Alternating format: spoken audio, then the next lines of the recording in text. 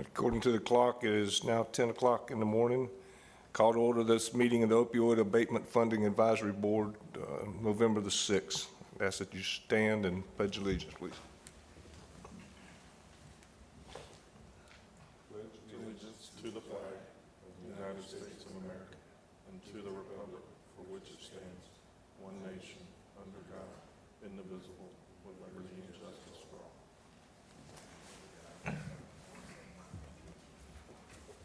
Okay. With that, everybody had a chance to review the minutes from the last meeting. I'll entertain a motion to accept it.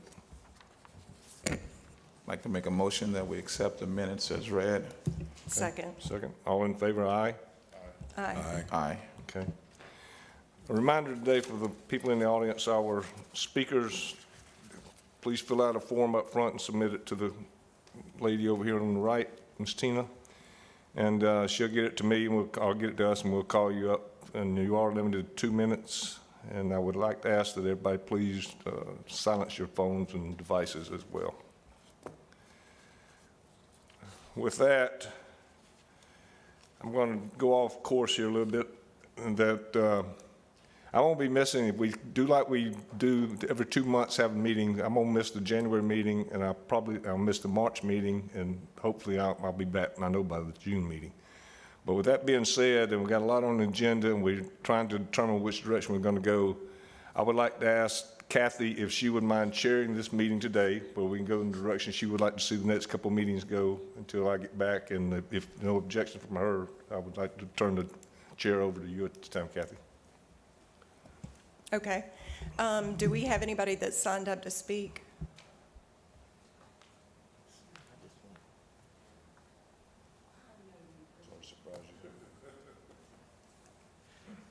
Good morning, ladies and gentlemen. I'm here just to find out a timeline, if you guys have already discussed a timeline in regards to the RFP.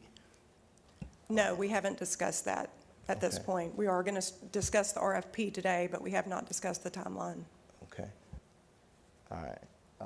So any funding that has been released or was discussed previously, like the Sheriff's Department and all of that, that's something that will have to come back and then go into that timeline that you lay out?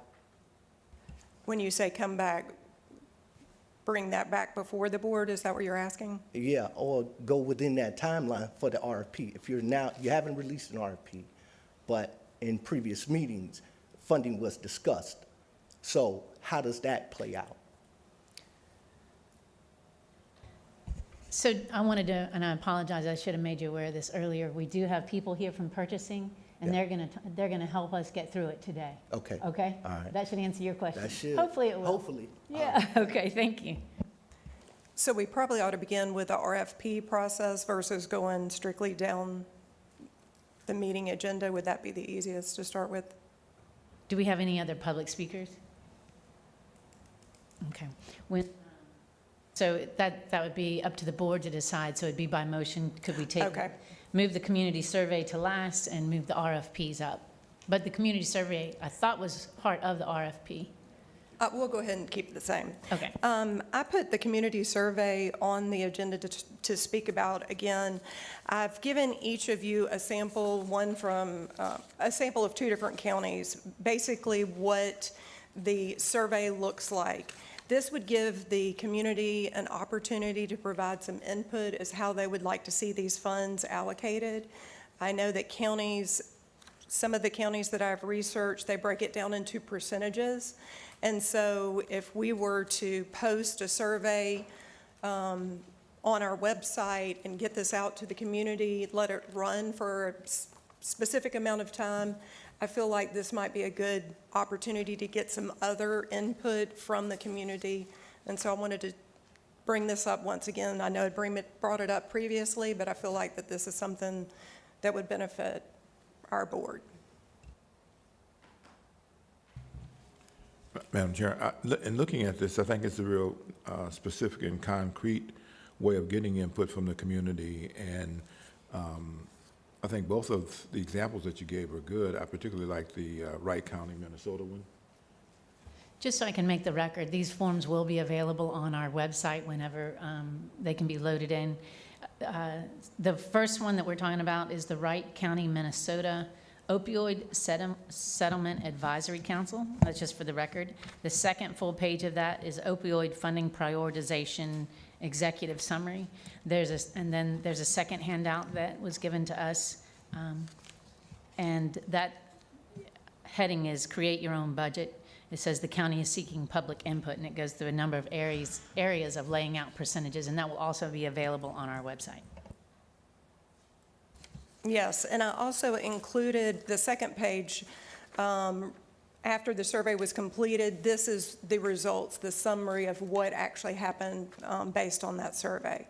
So I guess I'm asking if there's any motions that we move forward on a survey, and if we would want to follow what Wright County is doing. Chair, I agree with Dr. Williams. I personally like the Wright County because it's more specific and it's not as broad-based and with as many variables that can get entered in as the Allegheny County survey. So is that a motion? Yeah, I make a motion, we accept the Wright County Settlement Council survey and move forward with that, getting that on our website. I have a question before we do. So you'll need a second, and then it goes to discussion. Okay. Madam Finger, second. Okay. All in favor? You Oh, do we discuss, discuss it? you Okay, discuss go and then ahead. vote. So, the question I have is, okay, we've been here for about a year. And the challenge that I have with doing another survey is that, okay, we don't come back for another, probably to the beginning of the year. We have agencies that has come before us, pretty much have told us that they need help in doing things like treatment, prevention, things of that nature that our strategy is already outlined for. So the challenge that I have with waiting for, now we can do a survey and kind of set the parameters next year for percentage-wise. But the challenge I have is we have funding that's already there. And for us to kind of like wait on surveys and then kind of like come up with percentages and things of that nature, that's great, and we can do that. But what about the people that has come before us over this last year and needing help to move this situation forward? Can we not somehow do both at the same time? Madam Chair, we have Liz Kissel with us, who's been working on the report that's required to be presented to DCF, and she's also met with DCF, I believe, by phone, and I think she can give you some information on that, Tommy. Okay. Good morning, Board. As she mentioned, my name is Elizabeth Kissel. I am the governmental liaison here at Escambia County. I have actually been able to meet with the folks that have been able to provide us with some technical assistance regarding the funding. There are some reporting requirements that will be required of us that kind of are still in the incubation stage. We've requested some samples from other counties, but they just don't exist quite yet. So we might be in a position where we are actually ahead of most of the other counties. All the other counties that this entity works with actually received the funding through them. Escambia County is the only county that received the funding directly. So we're a little bit different in that aspect of it, as they're kind of holding their hand along the way, and I just kind of jumped in and said, hey, can you help us too? So there will be some reporting that's kind of required along the line. There are, as far as the funding goes, in all of the details, which I won't bore you with, there is a specific section that does say a certain percentage for some of our partners. So they're getting clarity on if that funding needs to go to them or not. There just really isn't anybody who's ahead of the game. And I know we've been meeting for a year, and it seems incredibly frustrating because we want to be further than we are, and there are absolutely community partners that need this money on the ground as quickly as possible. I just want to make sure that we do take the time to do the due diligence to make sure that we get this right. Survey can be done, doesn't have to be done, certainly not required. I don't know that you could do a survey and an RFP at the same time because that's kind of contradicting. If we put an RFP out and then the survey says something completely different, why do we even do the survey? Obviously, it's up to the board kind of on how you want to do that, but the survey would just really be getting those community partners engaged. And I know there's some that have been here every board meeting, they have not missed a single one. But I also know a lot of them that haven't been to one that need just as much help. So we want to make sure that those community partners are aware of it. So when we do get this RFP out on the street, everybody in our community is aware of it and is kind of brought to the table. And that's kind of my opinion. Part of what she's putting out there beyond our community partners, we also have an agreement with the city of Pensacola. That's why we have city of Pensacola appointees on this board. So we also, their funding, that's one of the things that she's working out is what percentage of it has to be spent in the city, if that's a requirement, and then city would also have to come to the table on that and make sure they're in agreement with those expenditures. That's why you're on the board. Can I ask a question about that? And being one of the city representatives, I thought mainly the whole settlement was with the county, Escambia County, and they're just partnering with the city to allow the city in. I don't know if the city really has and I'd like that question answered. Does the city really have to be legislative approval to anything we approve too? That is a great question, and that is one of the questions we brought up in technical assistance. Everything in here says Escambia County, except for one very buried deep document that says Escambia County, the allocation, and then it says the city of Pensacola, and it also says Century. So we're trying to get clarification is if we just have to make sure we include all of those folks, or if there's a specific percentage that has to be spent within the city and has to be spent within Century. And we're waiting for that information to make sure we do it right. There is a memorandum of understanding with the city, Right. and that's included in your books. Yep. But it just requires the board it just requires the BOCC for approval for the expenditure. The question is, able to get that approval, do we have to have a certain percentage spent within the city? We don't have an MOU that I could find with Century, but only the one in Pensacola with the city of Pensacola want to make sure on board. I don't think there's anything with Century, because otherwise I think they would be on our board.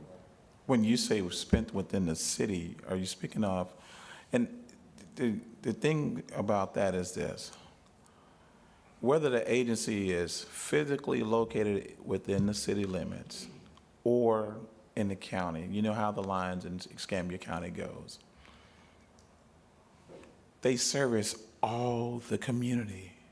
So who's going to sit there and parse, are we getting treatment? How many people are we treating that's from the city to the county and from the Century?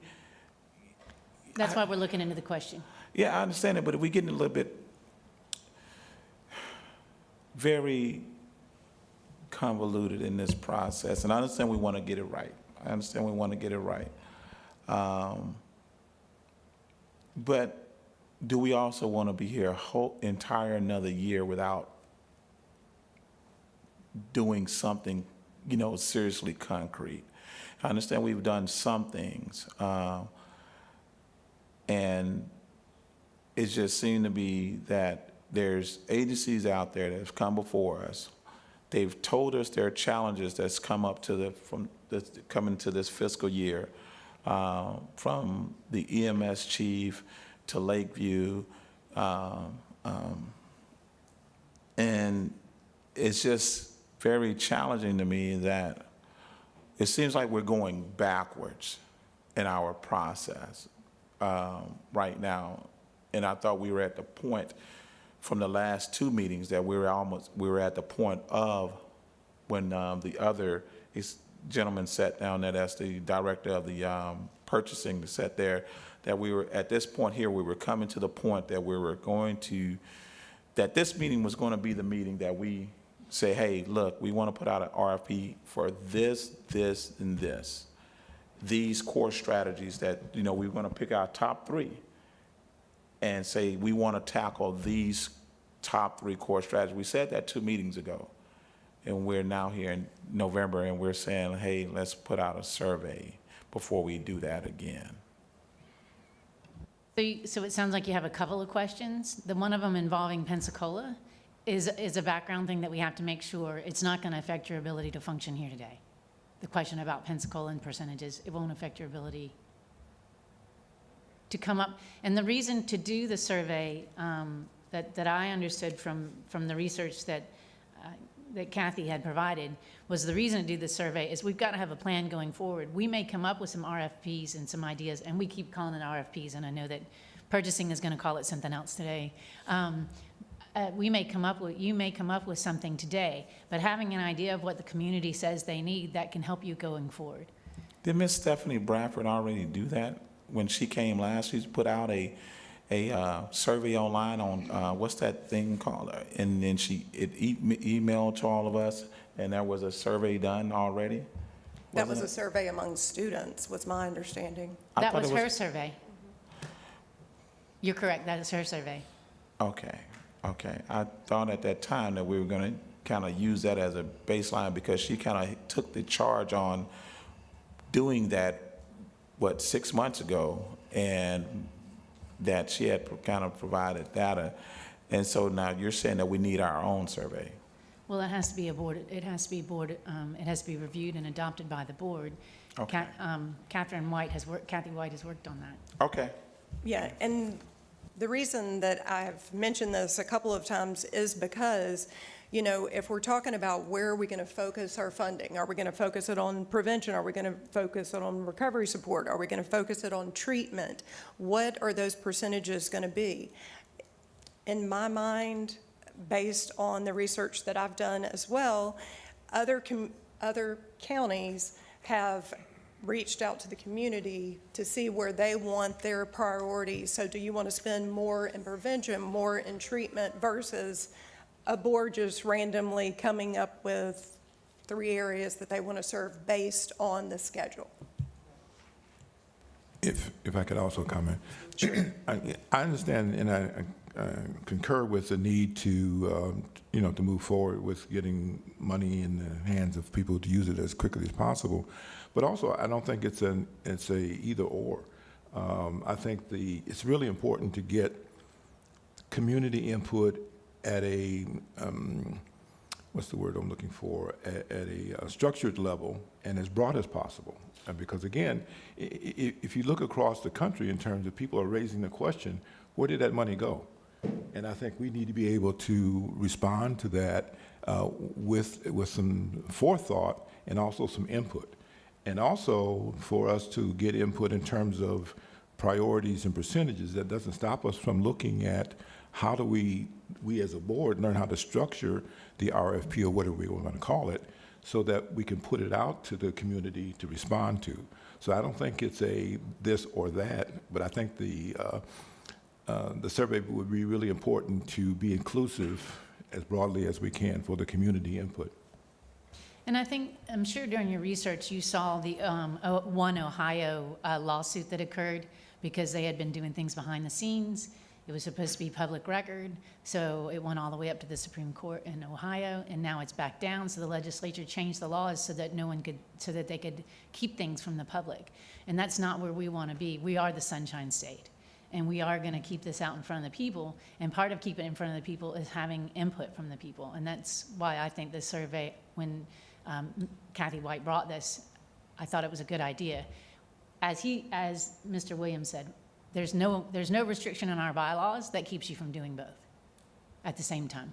And I think that this might be a good chance for us to have some information. Well, I know you have a motion on the floor, so if you want to handle that motion, we can go forward from there. Is there any more discussion? Just one thing. I know Christie and them have to check on the City of Pensacola thing, but I know this board's approved money for the police department and the sheriff's department as well. So I think we're doing our due diligence there, not cutting anybody out. And if we were to put any money or give any money to the core program, EMS, they service Century and the city limits as well. So I think we're in accordance with doing everything we're supposed to, including everybody. And just so you know, there is a report that's in the bylaws that has to be prepared, and that's why Liz is here. That's what she's been working on behind the scenes, is trying to get that report ready. I know that we've sent a number of emails to, from Tina and myself, going, John, we got to have this report. And so Liz was assigned to make sure that the report gets done and the communications are made with the state agencies that we'll have to report to, because we don't want to be the one in the lawsuit. So are we out of line before when we kind of like approve for those items for the city and the county to go before Board of County Commission to get approved before putting out an RFP for that? So does that have to like come back or whatnot? It does not have to come back, and I will tell you that none of that money actually has been spent yet. It has been allocated, but none of it's gone out the door, so we'll catch that in our first report that we send out, so we're okay there. Okay. Okay, we have a motion and a second. All in favor? Aye. Aye. Okay. So we will present or come up with a survey and put it on the website. I think the Do we need motion to- was to adopt the Wright County survey. Okay. That was the motion, so if that's what, there's no problem with just make sure you give the creds to Wright County for coming up with it in the first place. Okay. And who will do that for us? I guess they'll just take this template and put Escambia County on it? It probably will be me. And just so you know, I won't just put it on our website, because I fully believe we need all-inclusiveness. So there'll be paper copies at our community centers, our libraries, making sure we're touching everybody that can possibly be touched. And then we'll collect the data and post it. And I've already started a website for you guys, so we can have all of that stuff up there so everybody knows where we're going, what we're doing. But I will, 30 days, I would recommend probably having the survey out there. So by our next meeting, I'll be able to come back with the results, if that's fair. Yes, I think 30 days Good. would be, Okay. Does the county have a social media page they can put that on as well? Yep, we do Facebook, Instagram, and Twitter, so we'll get it out to all of that. We'll do a news release. I actually did the American Rescue Plan and the CARES Act, so I'm familiar with doing the surveys and making sure everybody sees it. Thank you. So it'll be about 60 days, correct? By the time our next meeting come around? Well, we can send out the results before your next meeting, so everybody will see them. But yeah, as soon as you guys meet again, whenever that may be, we'll have them all done and ready. Okay. Any timeline of that, that you possibly have that up? The After- survey, Yeah, after this meeting possibly? what is the date today? I don't even know. It's November 6th. It'll probably be ready by the 15th. By the 15th? And Will be the reason goal. being that so we can shoot it out to our network and get it through our social media network so we can ask the public to, on our personal end, just to, give input from let them know that it's out there. Because, some people may not be following the meetings or, Right. how it's coming out on this county website. So just be able to just put it out, hey, go here, put on this survey so we can get as much data as possible. Absolutely. And we have pretty good partnerships with the city as well as Community Health to make sure they push out any news releases as well. Okay, thank you, ma'am. Yep. thank you. I think this would be a good opportunity now to go ahead and start with you guys with the RFP or what it's going to be titled. Good morning. Lindsay Stevens, Interim Purchasing Director. In my opinion, listening to your guys' conversation this morning, you may want to wait until the community surveys come back, so that way we can pinpoint what exactly we want. Once those come back, I can sit down with Tina, she works with me, and she and I can outline what it is that you guys need. If you do an RFP and you're worried about your pricing, you can't. An RFP, only 10% can go to pricing. So if you're buying specific items, like if you're buying Narcan, If you're buying the items that you need for your program, that'll be an invitation to bid. Now, if you're looking at treatment programs, if you're looking at anything along those lines, it will be an RFP, because you need them to describe to you what exactly that they're doing. So let's get your first step done, and then I'll come back to your next meeting with Tina. And once all of that is outlined, we can kind of find you some samples and guidelines and what you need to do. Purchasing is going to be here to hold your hand and walk you through this entire process once you go to actually spend your money. Because there might be things that you need to spend your money on that we're exempt from. If you go with a nonprofit organization, you don't have to do an RFP. You can negotiate with that nonprofit because they're not out to make money, they're out to help. So let's figure out what exactly it is that you guys need, and then moving forward, we'll collaborate and get you set up perfectly straight.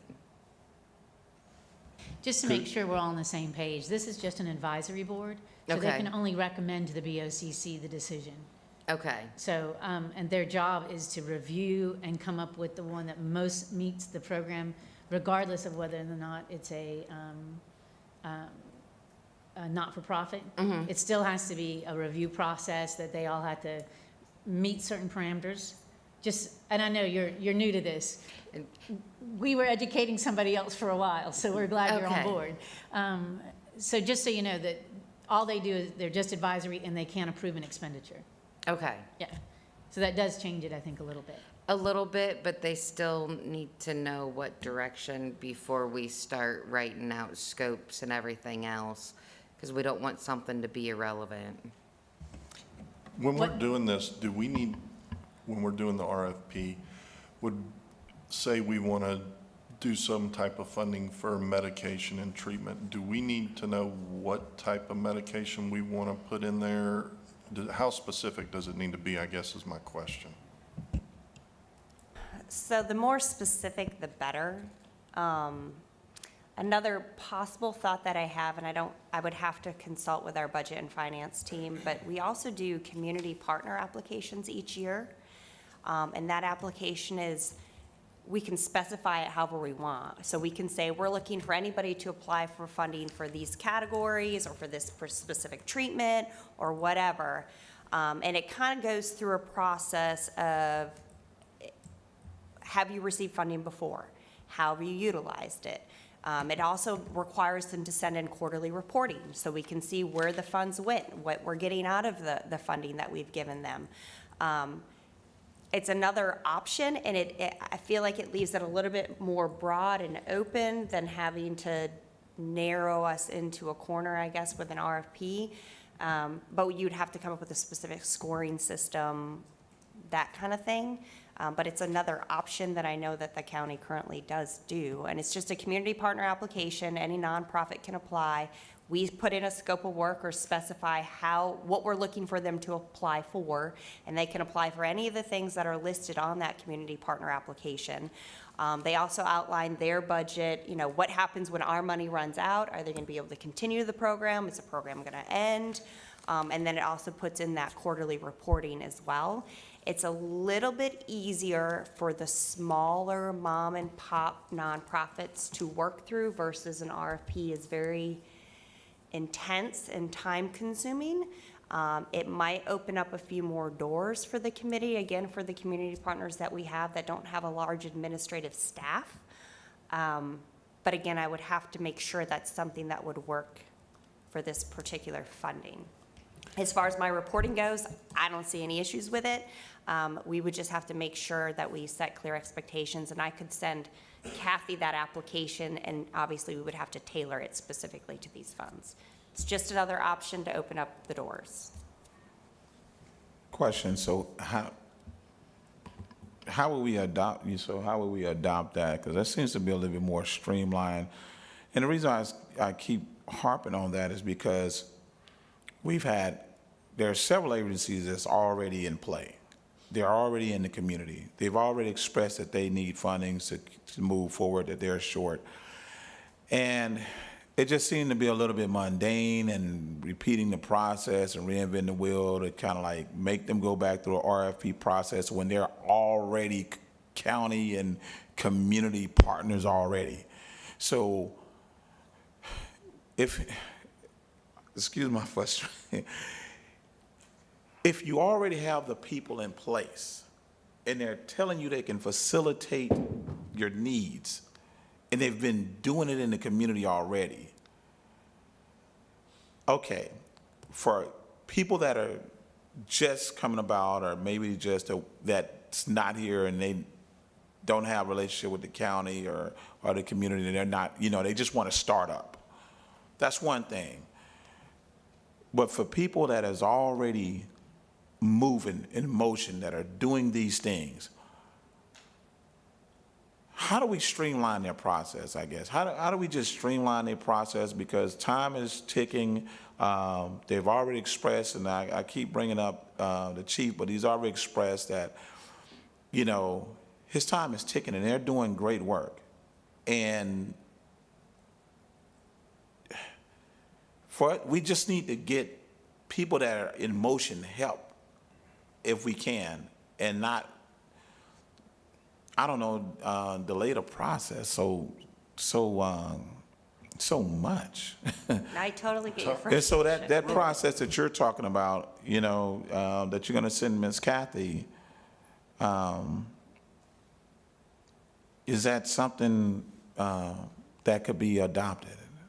Real quick, I think what Tommy's saying, because I kind of agree, and I think some of the other board probably feels the same way.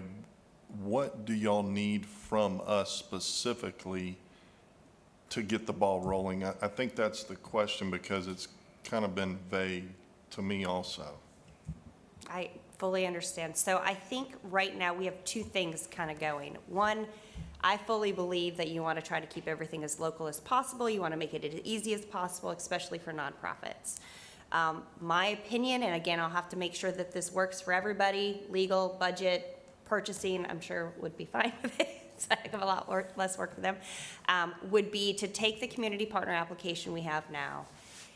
What we need from you is specifically how you want to spend it. Excellent. So what we could do is, while we're doing the survey, at the same time, tailor the community partner application, just leave the scope of work blank for you guys to fill in, so that the next meeting, when we come back and I present you the survey results, so you know what the community says, we bring back that community partner application, you guys review it, edit, adopt, whatever you want to do, plug in where you want to allocate your money, approve it on that, and then we move forward. That's my recommendation. And then I do want to say one thing on that. Then we also have to have a checks and balances on that. Yes. Because we have to be able to report that they are performing best practices. We need to see what the outcome's going to be for those as well. It does have to be measurable. Proof of work. especially- Yes. Right. That was my next question I was gonna bring up as well, is the accountability in this. The last thing I wanna do is give money out to somebody and then find out $5 million, we don't know where it went and what they did with it, So, I mean, where does the checks and balance come into this? Especially when we start dealing with nonprofits and we got $22 million or $20 million, whatever it is. And, people gonna come with a handout for the money. And how do we know I know you have the proven practices, best practices, but I just think we need to be real careful when we just start giving out money to people. I think number one, it needs to be on a reimbursement basis. So for those that are already up and doing it, and their balls already rolling, especially when it comes to federal funding, because if we give the money out and we don't get the proof of how it's spent, that's now on us. So my recommendation is that whoever applies for the community partner, it has to be on a reimbursement basis. So if I'm already up and running, that should be no issue. I'm just now being able to up and run more. So as they spend it, they submit receipts, we pay them, they spend it, and it's kind of like a hamster wheel that just keeps on turning.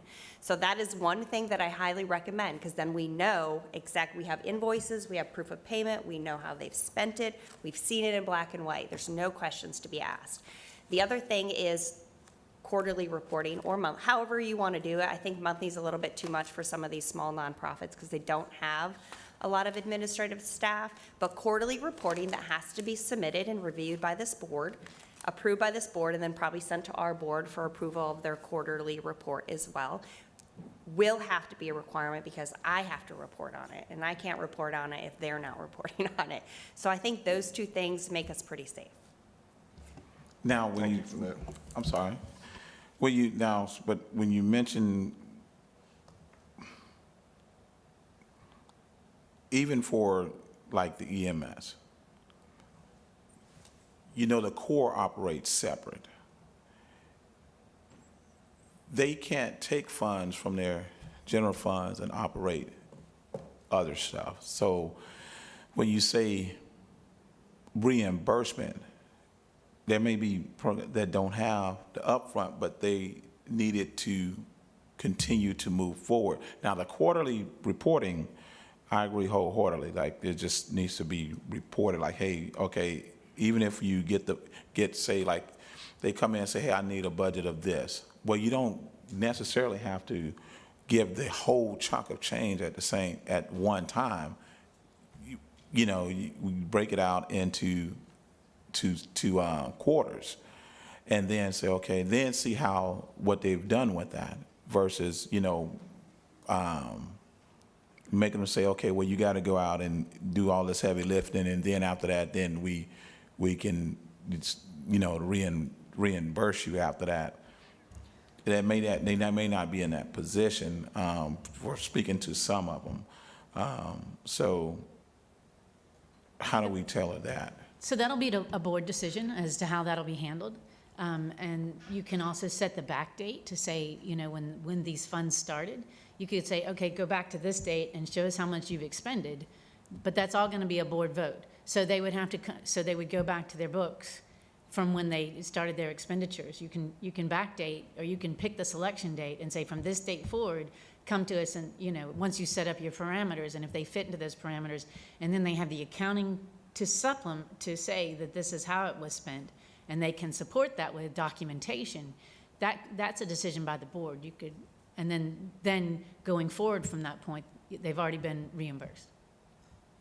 I think too, for some of those, like Core was a great example that you gave. A majority of them can come through the community partner application. That's how we get through quickly. That's how we get most people involved. That's the fast route. But there are going to be programs outside of that where you guys can do an MOU or a interlocal agreement or a whatever you want to call it, where it's more of a program. And like Core, they do have funding come in, but they might not be able to spend and show and reimburse. You're right. So it might be more of some kind of agreement that you have, a program, an outline, required reporting, and it wouldn't be, you're right, you wouldn't give them all the funds up front. So there are going to be exceptions to the rule, probably. But the community partner application is probably the quickest, easiest for you guys to get the ball rolling. And isn't Core easier to fund since they're already funded through the county? Yes, 100%. And they're in our public safety building, so yes. I think what you shared about the community partner application certainly is easier to work with than the RFP we were just talking about. And having experience with that with the homeless issues and funding, I think it really works well. And what I'm also hearing is that it's not only one way of addressing funding, moving from this pot of money to the community. There's multiple ways that we can do that. But certainly we need to get started with something, and particularly I think that it provides access to community partners as quickly as possible with the accountability that we're talking about. So I totally appreciate that information in terms of a method that we can start to move forward. Absolutely, and we would want, you know, on our website to make sure that the community partner application is available, but also if you have another idea, point of contact that somebody could say, hey, we want to do this, to still bring before the board if it's outside of that application process. Is there anything else to discuss as far as the RFP? I think it's muddy as water. Well, I know that several people, you were all going to bring your ideas today, so you may want to discuss that at this point, because it may change what you want in this application, in the survey. So it wouldn't be a bad idea to discuss what you're looking for as you've researched it.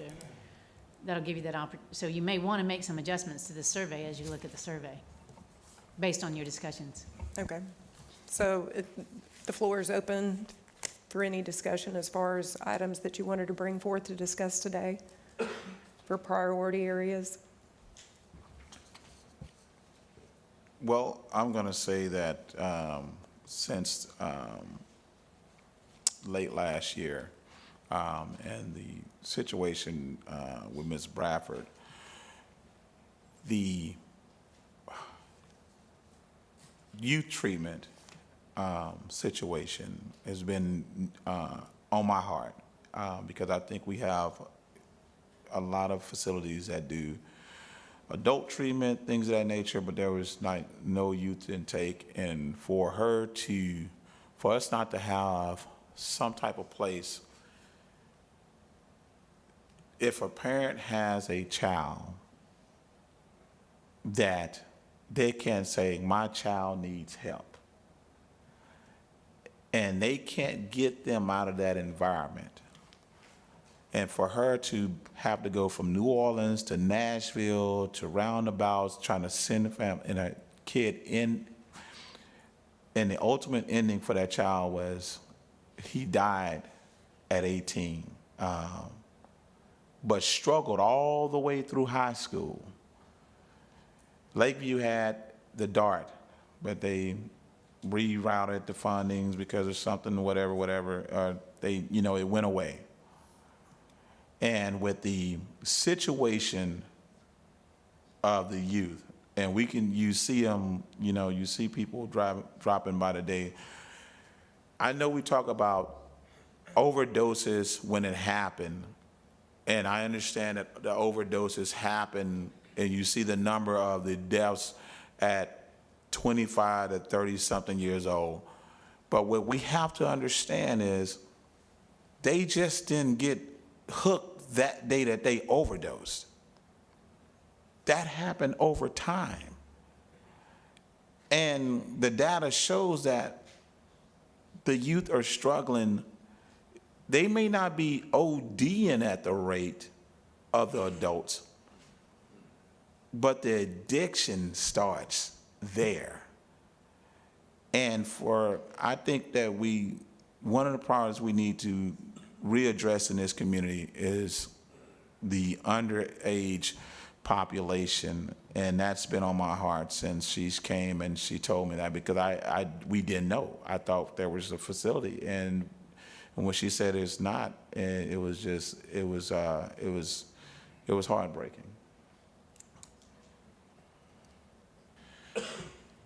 I've kind of looked at the core strategies and the different areas that, in general, we are able to address. And I think the survey kind of looks at those areas generically. I would agree with Mr. White in terms of the specific issues for adolescents in our community is a high priority.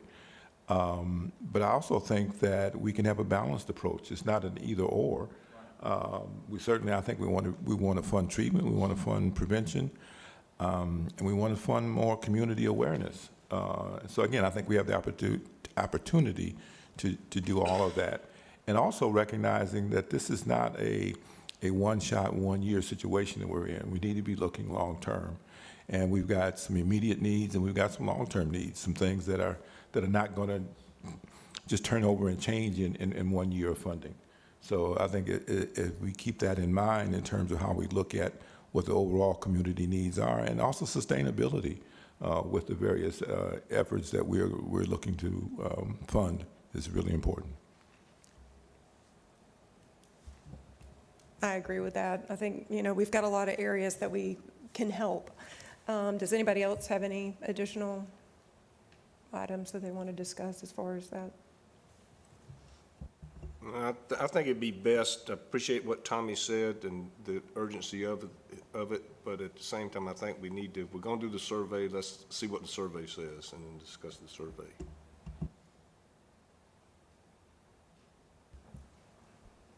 All right, is there anything else that we need to cover as far as Christie?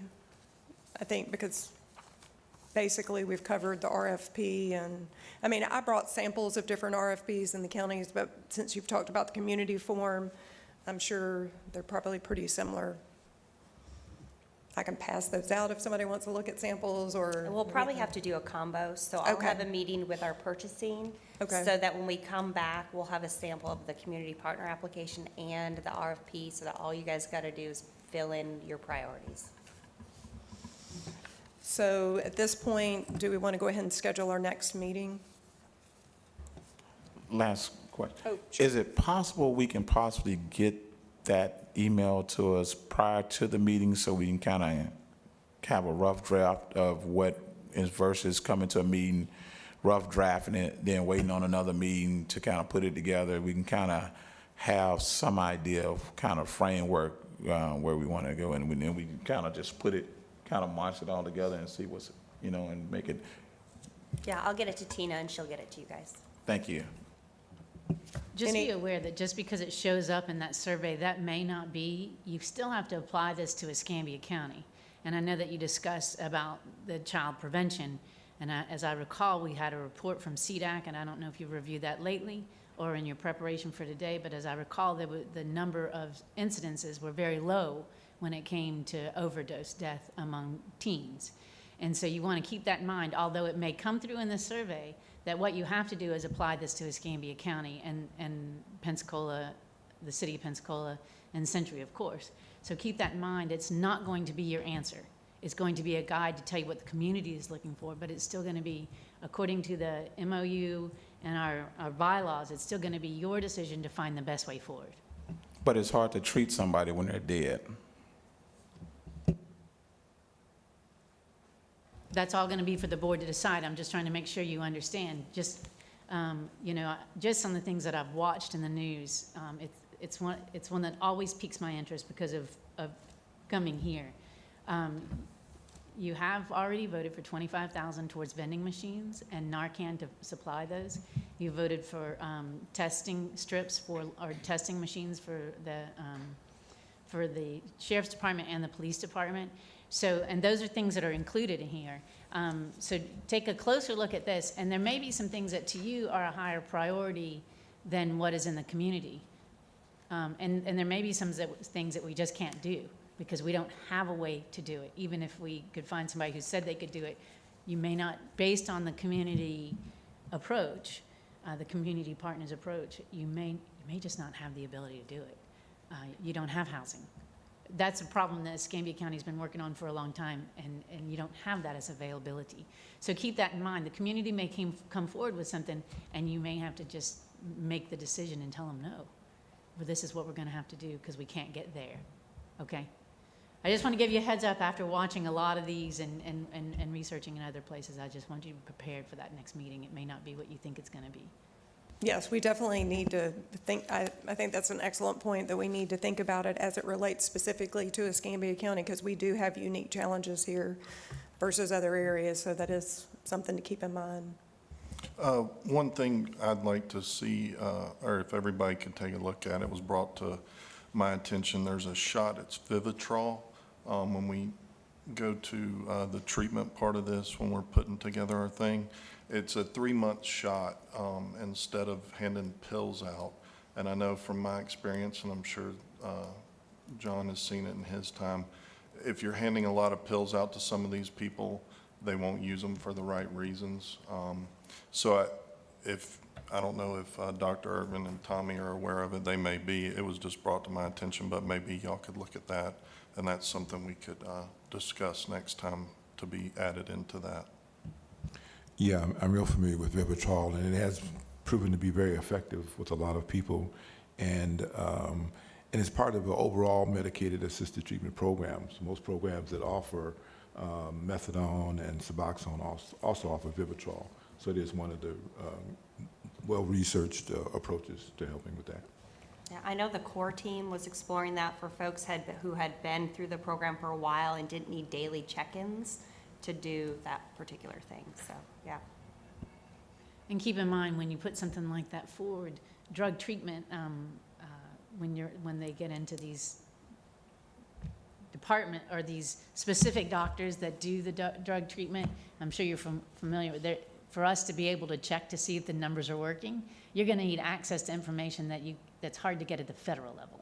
So make sure, I think Vivitrol's I'm familiar with what you're talking about, but you have to keep that in mind. Not only are they going to be able to, they're going to have to be able to discuss this with you, so they're going to have to be able to get a waiver just as far as the results to see if it's actually happening. So those are other elements of what you're going to have to deal with, just coming from the position of things that are beyond the HIPAA protected. Okay. It's a tough area that you're working in. I know you've done a lot of research on it, and we've brought a lot of people to you, but when you start getting into waivers, those have to be observed as well, so that we can get the numbers that we have to report back to DCF to get it to the state. So just so you know. Does anybody else have any other items to discuss? Okay, we're going to go ahead and look at our calendars. So we want to schedule something for after the 15th of December. Are we going to try to do that? Or we want a January? I think it's going to be January. Okay. Time for the survey and the revitalization of. How does everyone look for January the 8th?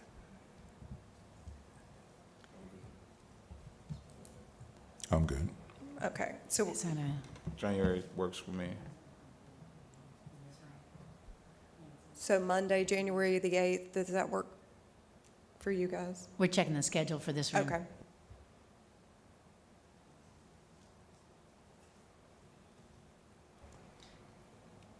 It looks like this room is clear on that date. Okay. So we'll schedule our next meeting for January the 8th, 10 a.m. Are there any other items to discuss? Do we want to make a motion to adjourn? So move. Second. All in favor? Aye. Aye. Aye. I'm sorry, before you adjourn, one thing. John Mathis has already announced that he's not going to be at the January 8th meeting. And so for a meaningful discussion at that meeting, if you can't make it, we need to know ahead of time so that we can reschedule that, because you want to have as many people here on this board so you can talk about it, okay? Sorry. I just wanted to remind everybody. So if Mr. Mathis is not going to be there, that means that we won't have a quorum, because it's 4 people, so we couldn't take action. All we need is 3, I'm sorry. That's right, 3 out of 5. All right. Thank you.